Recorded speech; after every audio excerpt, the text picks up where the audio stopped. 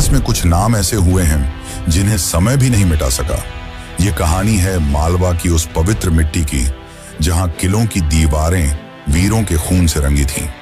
ये कहानी है उस राजा की जो तलवार उठाता तो बड़े बड़े दुश्मन कांप जाते और जब उसकी कलम चलती तो बड़े बड़े विद्वान नतमस्तक हो जाते। हम बात कर रहे हैं परमार वंश के महाप्रतापी राजा भोज की, जिनके लिए सिंहासन तक का सफर फूलों से नहीं बल्कि कांटों से सजा था। ऐसे कांटे जो उनके अपने ही परिवार वालों ने बिछाए थे जब भोज मात्र 11 वर्ष के थे। लेकिन सवाल यह है कि राजा भोज आखिर थे कौन? क्या वे सिर्फ एक वीर योद्धा थे या एक ऐसे विद्वान जिनके सामने बड़े बड़े आचार्य भी नतमस्तक हो जाते थे? और क्या रहस्य है उस कहावत का जिसने राजा भोज को अमर बना दिया? कहां राजा भोज और कहां गंगू तेली? जब मैं इस कहावत की सच्चाई बताऊंगा तो आप भी चौंक जाएंगे। और सबसे बड़ा प्रश्न कि ऐसे वीर योद्धा का आखिर अंत कैसे हुआ? तो मित्रों, आज की इस डॉक्यूमेंट्री में हम राजा भोज की पूरी कहानी को जानेंगे। जन्म से मृत्यु तक, षड्यंत्र से साम्राज्य तक, युद्ध से ज्ञान तक और इतिहास से लोक कथा तक। तो वीडियो को अंत तक जरूर देखें।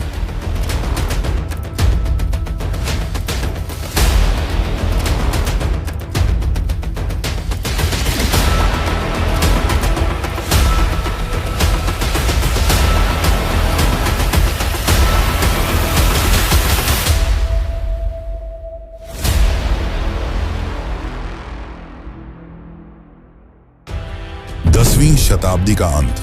मध्य भारत का मालवा क्षेत्र राजनीति, युद्ध और संस्कृति तीनों का केंद्र बन चुका था। परमार वंश उस समय मालवा पर शासन कर रहा था, जिसकी राजधानी धार थी।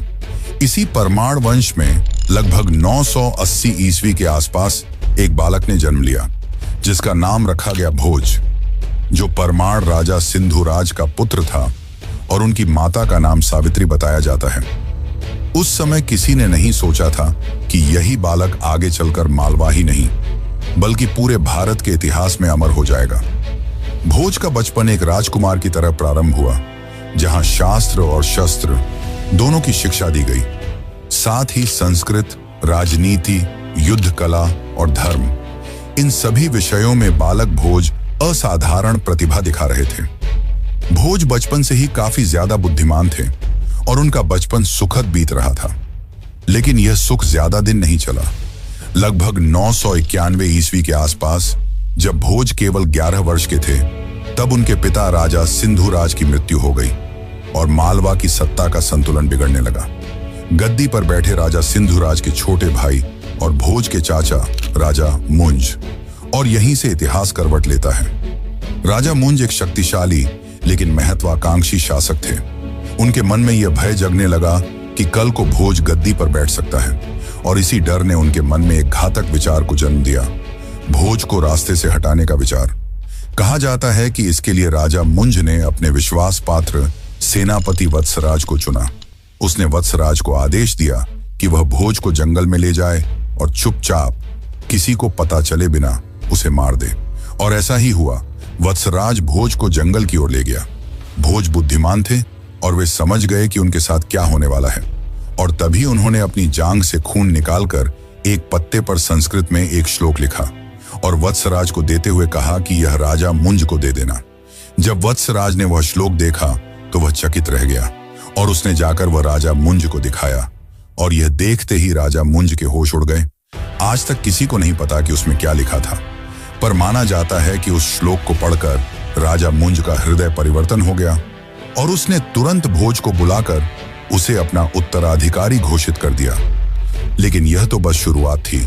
असली परीक्षा, असली युद्ध और असली इतिहास अभी बाकी था।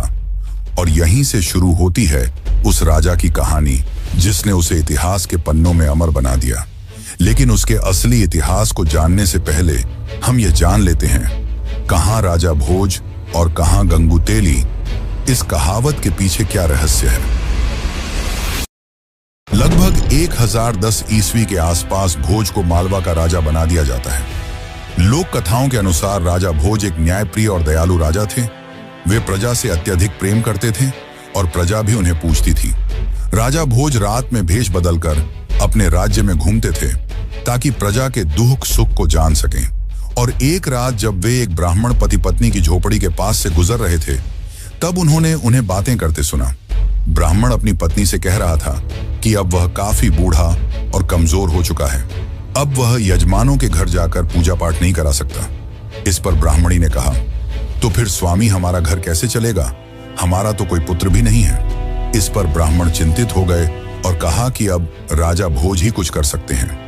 अगले दिन वह ब्राह्मण राजा भोज की दरबार में पहुंचा और राजा को प्रणाम करते हुए उन्हें सारी बातें बताईं। राजा यह सब पहले ही जानते थे, इसलिए उन्होंने उस ब्राह्मण को 100 सोने के सिक्के दान में दिए ताकि वह अपना जीवन यापन कर सके। इससे ब्राह्मण अत्यधिक खुश था, क्योंकि इतने ज्यादा सिक्कों से वह अपना बाकी जीवन खुशहाल बिता सकता था और अपनी सारी रोजमर्रा की जरूरत पूरी कर सकता था। यह खुशखबरी उसने घर आकर अपनी पत्नी को भी बताई। दोनों काफी खुश थे और रात में सोने से पहले उन सिक्कों को एक बक्से में रख दिया। और जब वे सुबह उठे तो देखा कि सिक्के गायब थे। यह देखकर ब्राह्मण चौंक गया। उसने घबराहट में यह बात जाकर राजा भोज को बताई। राजा भोज भी चौंक गए, पर फिर राजा भोज ने उस ब्राह्मण को फिर से 100 सोने के सिक्के उपहार में दिए। ब्राह्मण फिर से खुशी खुशी अपने घर को लौट आया और रात में सोने से पहले फिर से उन सिक्कों को उस संदूक में रख दिया और इस बार ताला अच्छे से लगा दिया। फिर रात में अचानक उनके घर राजा भोज आए और उन्होंने ब्राह्मण से कहा, ब्राह्मण देवता, हमारा राज्य खतरे में है, एक बड़ी विपदा आ पड़ी है, इसीलिए आप मुझे वे 100 सिक्के वापस कर दीजिए। अभी हमारे राज्य को इसकी आवश्यकता है। यह बात सुनकर ब्राह्मण ने राजा भोज को वे सिक्के वापस दे दिए और सो गया। जब सुबह उसकी नींद खुली तो वे सिक्के संदूक से गायब थे। और जब ब्राह्मण ने बताया कि राजा भोज इन्हें ले गए, तब उनकी पत्नी ने कहा कि ऐसा कैसे हो सकता है? हमारे यहाँ रात में तो कोई नहीं आया। जरूर वह बहरूपियां होगा या आपने कोई बुरा सपना देखा होगा। फिर दुखी ब्राह्मण ने यह सारी बातें जाकर राजा भोज को बताईं।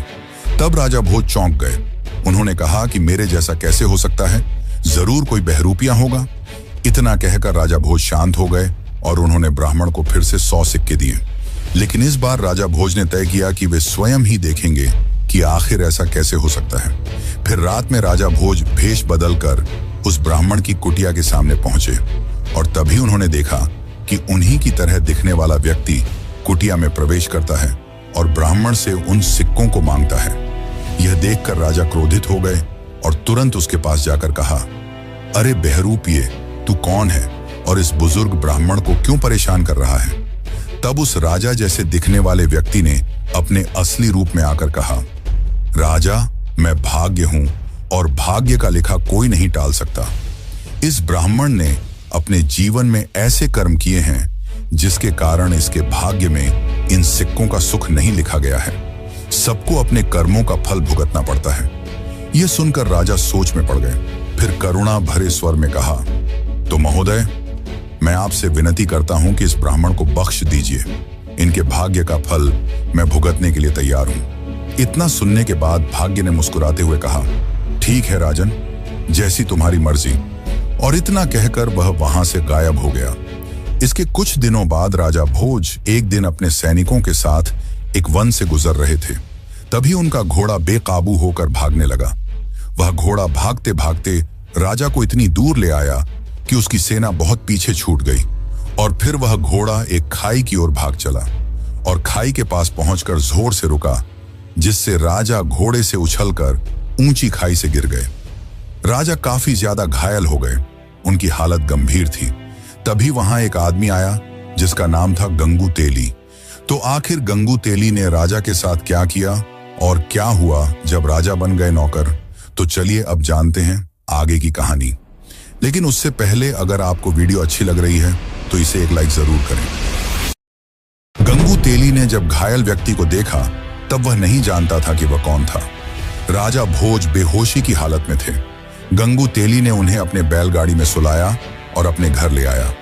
गंगू तेली ने राजा भोज की दिन रात सेवा की और उनकी मलहम पट्टी भी की, जिसके बाद कुछ ही दिनों में राजा भोज ठीक हो गए। और जब उन्हें होश आया तो वे समझ नहीं पाए कि वे कहां हैं। उन्होंने अपने सामने जीवनदाता को देखा, पर राजा नहीं जानते थे कि वे किस राज्य में हैं, इसलिए उन्हें लगा कि यह दुश्मनों का राज्य हो सकता है। इसीलिए उन्होंने गंगू तेली से कुछ नहीं कहा।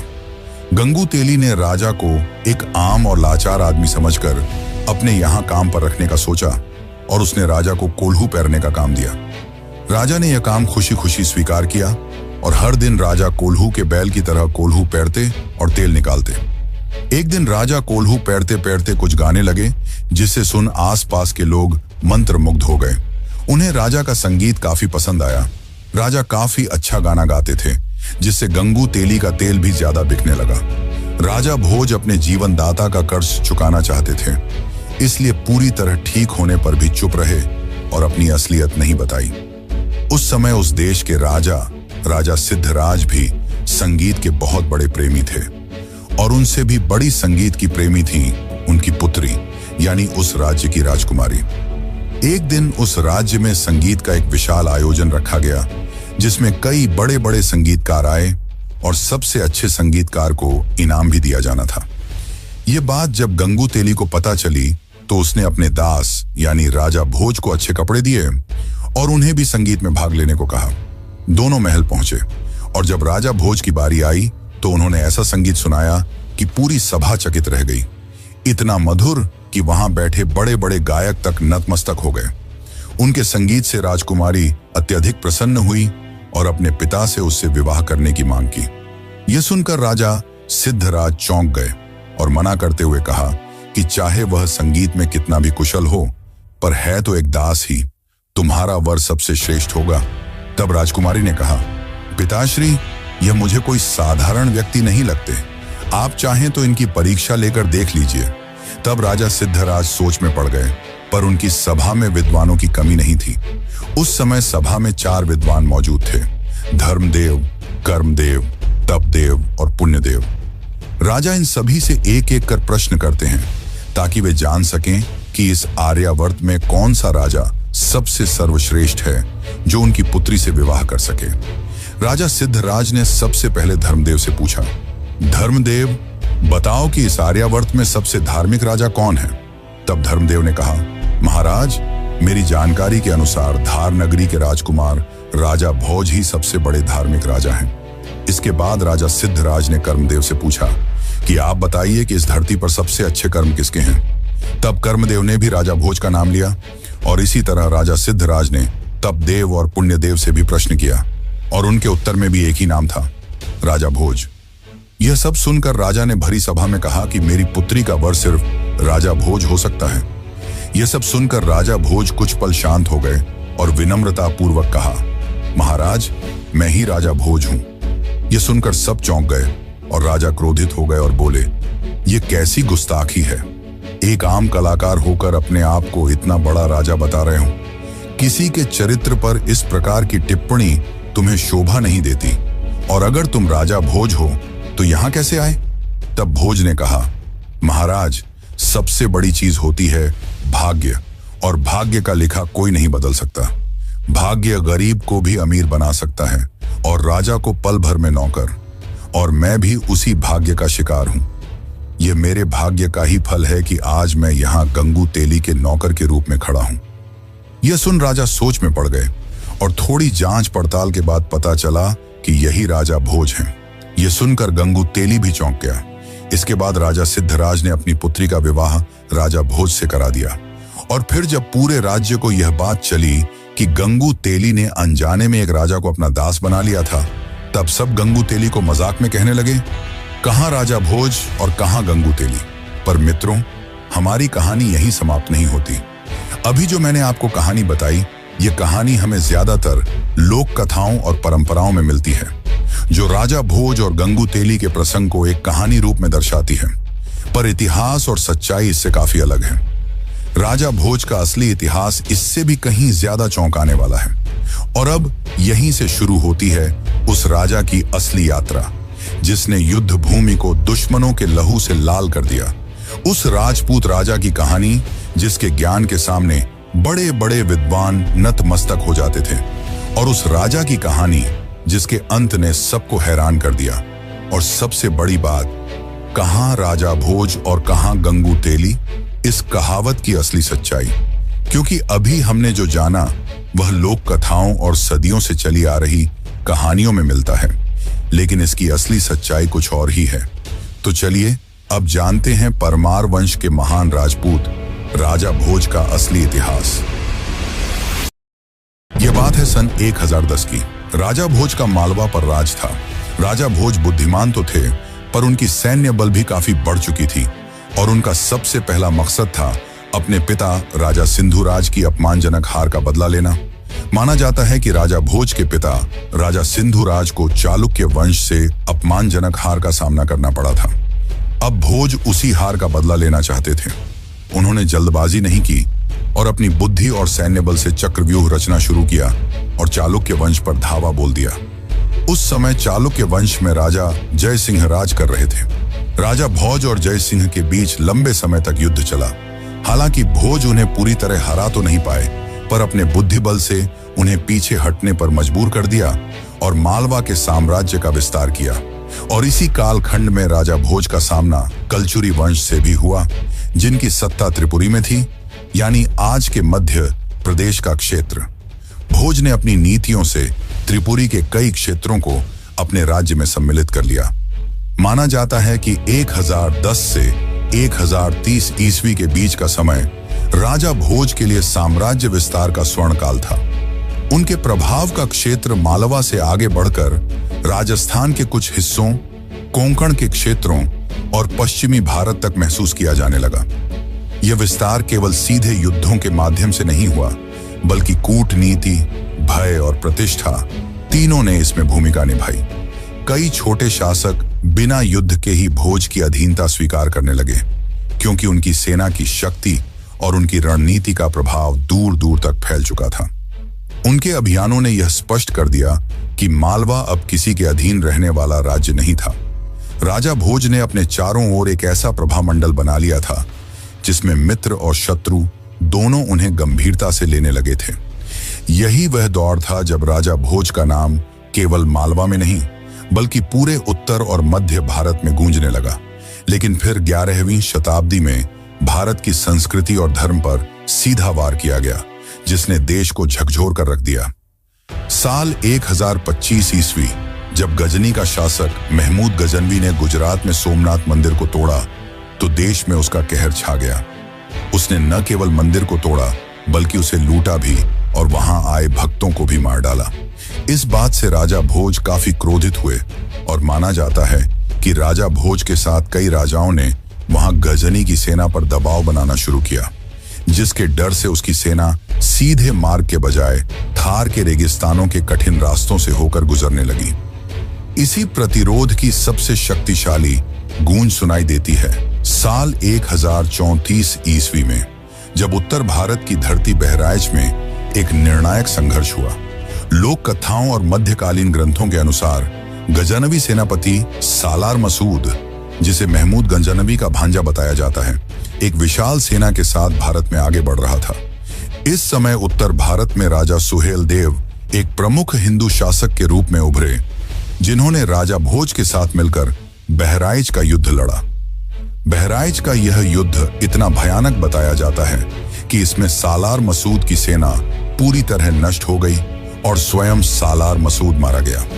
यह युद्ध भारतीय जनमानस में धर्म की रक्षा और विदेशी आक्रमण के विरुद्ध विजय के प्रतीक के रूप में स्थापित हो गया। वैसे मित्रों, इतिहास में कई ऐसे राजा हुए जिन्होंने युद्ध भूमि पर अपना परचम लहराया, पर उनमें से बहुत कम ही ऐसे हुए जो युद्ध के साथ साथ एक ज्ञानी और विद्वान शासक रहे। उन्हीं में से एक थे राजा भोज, जिन्होंने न जाने कितनी किताबें लिखी और साथ ही 84 ग्रंथ भी रचे, और उनकी अद्भुत इंजीनियरिंग आज भी लोगों को हैरान कर देती है। तो चलिए अब हम जानते हैं राजा भोज के ज्ञान और उस प्रसिद्ध कहावत की असली सच्चाई। लेकिन उससे पहले अगर आपको वीडियो अच्छी लगे तो इस वीडियो को अपने मित्रों और रिश्तेदारों को भी जरूर शेयर करें। 11वीं शताब्दी का भारत, विशेषकर मालवा, राजा भोज के शासनकाल में केवल सैन्य शक्ति का केंद्र नहीं रहा, बल्कि ज्ञान, साहित्य, विज्ञान और स्थापत्य का भी प्रमुख केंद्र बन गया। माना जाता है कि राजा भोज के नाम से कई दर्जन ग्रंथ जुड़े हुए हैं। परंपरागत रूप से उन्हें लगभग 84 ग्रंथों का रचयिता या संरक्षक माना जाता है। इन ग्रंथों में राजनीति, राज्य शास्त्र, काव्य, व्याकरण, वास्तुशास्त्र और आयुर्वेद जैसे विषय शामिल थे। इनमें सबसे प्रसिद्ध है सम्रांगण सूत्रधार, जिसे भारतीय वास्तु और स्थापत्य का एक अत्यंत महत्वपूर्ण ग्रंथ माना जाता है। इस ग्रंथ में मंदिर निर्माण, नगर नियोजन, मूर्ति शिल्प और यहाँ तक कि यांत्रिक उपकरणों का भी वर्णन मिलता है। इसी तरह युक्ति कल्पतरु जैसे ग्रंथों में प्रशासन, नीति और व्यावहारिक बुद्धि पर गहन विचार दिखाई देते हैं। यह स्पष्ट करता है कि राजा भोज केवल ग्रंथों के संरक्षक नहीं थे, बल्कि स्वयं एक गहन चिंतक और विद्वान थे। ज्ञान के साथ साथ राजा भोज ने अपने विचारों को धरातल पर भी उतारा। इसका सबसे भव्य उदाहरण है भोजपुर का शिव मंदिर, जो आज मध्य प्रदेश के भोजपुर क्षेत्र में स्थित है। यह मंदिर अधूरा होने के बावजूद अपनी विशालता और स्थापत्य के कारण आज भी लोगों को चकित करता है। यहाँ स्थापित किया जाने वाला शिवलिंग इतना विशाल था कि उसे अक्सर पूर्व का सोमनाथ कहा जाता है। इतिहासकार मानते हैं कि किसी कारणवश, संभवतः राजनीतिक अस्थिरता या प्राकृतिक आपदा, इस मंदिर का निर्माण पूर्ण नहीं हो सका, लेकिन फिर भी यह राजा भोज की स्थापत्य महत्वाकांक्षा का सजीव प्रमाण है। राजा भोज की इंजीनियरिंग दृष्टि केवल मंदिरों तक सीमित नहीं थी। उन्होंने जल प्रबंधन के क्षेत्र में भी असाधारण कार्य किया। भोपाल के पास स्थित भोजताल, जिसे आज अपर लेक या भोपाल झील कहा जाता है, को परंपरागत रूप से राजा भोज से जोड़ा जाता है। यह अपने समय की सबसे बड़ी कृत्रिम झीलों में से एक मानी जाती है। इतनी विशाल झील का निर्माण उस युग में करना, जब आधुनिक तकनीक उपलब्ध नहीं थी, राजा भोज की वैज्ञानिक समझ और प्रशासनिक क्षमता को दर्शाता है। यह झील न केवल जल संरक्षण का साधन थी, बल्कि आसपास के क्षेत्रों की समृद्धि का आधार भी बनी। राजा भोज का ज्ञान अपार था, इसलिए जब उनकी मृत्यु हुई तो कहा गया कि सरस्वती स्वयं शोक में डूब गईं, क्योंकि उनका सबसे बड़ा संरक्षक चला गया था। लेकिन राजा भोज की कहानी अभी पूरी नहीं हुई थी, क्योंकि उनके नाम से जुड़ी एक कहावत ने इतिहास को एक अलग ही मोड़ दे दिया। राजा भोज से जुड़ी सबसे प्रसिद्ध पंक्ति अगर कोई है तो वह यही है, कहाँ राजा भोज, कहाँ गंगू तेली। आज यह कहावत आम बोलचाल में किसी महान व्यक्ति की तुलना एक साधारण या तुच्छ व्यक्ति से करने के लिए इस्तेमाल की जाती है, पर इतिहास की गहराई में उतरने पर पता चलता है कि इस कहावत का मूल रूप कुछ और ही था। कई विद्वानों के अनुसार इसका असली वाक्य था, कहाँ राजा भोज, कहाँ गांगेय तैलंग। समय के साथ यह पंक्ति विकृत होती चली गई और धीरे धीरे गांगेय तैलंग का रूप बदलकर गंगू तेली बन गया। दरअसल यहाँ गांगेय और तैलंग कोई साधारण शब्द नहीं थे। गांगेय का संकेत था छेदी वंश के महान राजा गांगेय देव की ओर, जो 11वीं शताब्दी में मध्य भारत के एक शक्तिशाली शासक थे। वहीं तैलंग शब्द का संबंध था चालुक्य वंश के राजा जय सिंह तैलंग से, जो दक्कन क्षेत्र में प्रभावशाली शासक माने जाते थे। अर्थात यह कहावत किसी तेली या साधारण व्यक्ति की तुलना नहीं कर रही थी, बल्कि 3 शक्तिशाली राजाओं की तुलना कर रही थी, राजा भोज, राजा गांगेय देव और राजा जय सिंह तैलंग। इस पंक्ति का भाव यह था कि राजा भोज की महानता इतनी विशाल थी कि उनके सामने उस सदी के 2 बड़े राजा भी टिक नहीं पाए। लेकिन समय के साथ जब इतिहास की बारीक समझ आम जनमानस से दूर होती गई, तो गांगेय तैलंग जैसे कठिन नाम सरल उच्चारण में बदलते चले गए और धीरे धीरे गांगेय तैलंग बन गया गंगू तेली। दुर्भाग्यवश इस परिवर्तन के साथ कहावत का मूल अर्थ भी उलट गया और एक महान राजा की तुलना एक तुच्छ छवि से जोड़ दी गई। लेकिन यहां राजा भोज की कहानी समाप्त नहीं होती। उसका आखिरी और अंतिम अध्याय अभी बाकी है। राजा भोज की मृत्यु का अध्याय, कि आखिर उनकी मृत्यु कैसे हुई। तो चलिए अब इसे भी जान लेते हैं। समय चाहे कितना भी शक्तिशाली क्यों न हो, वह हर युग को अपने साथ बहा ले जाता है। 11वीं शताब्दी के मध्य तक आते आते वह मालवा भी एक ऐसे मोड़ पर खड़ा था जहां शक्ति, राजनीति और थकान तीनों एक साथ टकरा रहे थे। राजा भोज अब युवा योद्धा नहीं रहे थे। वर्षों के युद्ध, प्रशासनिक दबाव और निरंतर संघर्षों ने उनके शरीर और राज्य दोनों पर गहरा प्रभाव डाला था। लेकिन उनकी प्रतिष्ठा अब भी इतनी प्रबल थी कि शत्रु उनसे सीधे टकराने से हिचकिचाते थे। इसी काल में राजा भोज के विरुद्ध एक शक्तिशाली गठबंधन बना। पश्चिम में गुजरात के सोलंकी वंश के राजा भीम प्रथम और पूर्व में छेदी वंश के राजा कर्ण, दोनों ने मिलकर मालवा पर आक्रमण करने की योजना बनाई। यह कोई सामान्य युद्ध नहीं था, बल्कि एक रणनीतिक प्रयास था जिसका उद्देश्य राजा भोज की शक्ति को अंतिम रूप से तोड़ देना था। वृद्धावस्था में भी राजा भोज ने इस चुनौती का सामना किया, लेकिन अब परिस्थितियां पहले जैसी अनुकूल नहीं थीं। दो दिशाओं से हो रहे आक्रमण ने मालवा की सैन्य क्षमता को गंभीर रूप से कमजोर कर दिया। इतिहासकारों के अनुसार इन संघर्षों के दौरान राजा भोज शारीरिक रूप से भी अस्वस्थ रहने लगे। लगातार युद्ध और बीमारी ने उनके शरीर को तोड़ दिया था और अंततः साल 1055 ईस्वी में वह दिन आया जब मालवा का यह महान सम्राट संसार से विदा हो गया। राजा भोज का स्वर्ग आरोहण केवल एक राजा की मृत्यु नहीं थी, बल्कि एक पूरे युग का अंत था। एक ऐसा युग जिसमें तलवार और विद्या साथ साथ चली थी। राजा भोज की मृत्यु का प्रभाव केवल राजनीति तक सीमित नहीं रहा। उनके निधन पर विद्वानों, कवियों और आचार्यों में गहरा शोक फैल गया। कहा जाता है कि उस समय यह वाक्य प्रचलित हुआ, आज सरस्वती निराधार हो गई हैं, अर्थात ज्ञान की देवी ने अपना सबसे बड़ा संरक्षक खो दिया। यह कथन इस बात का प्रतीक था कि राजा भोज केवल सत्ता के संरक्षक नहीं थे, बल्कि ज्ञान, संस्कृति और विद्या के भी सबसे बड़े सहायक थे। राजा भोज के बाद मालवा वैसी स्थिरता और वैसा वैभव फिर कभी प्राप्त नहीं कर सका। उनके नाम से जुड़ी इमारतें, ग्रंथ, कहावतें और कथाएं ही शेष रह गईं। लेकिन शायद यही किसी महान राजा की असली अमरता होती है कि वह अपने जाने के बाद भी इतिहास में जीवित रहता है।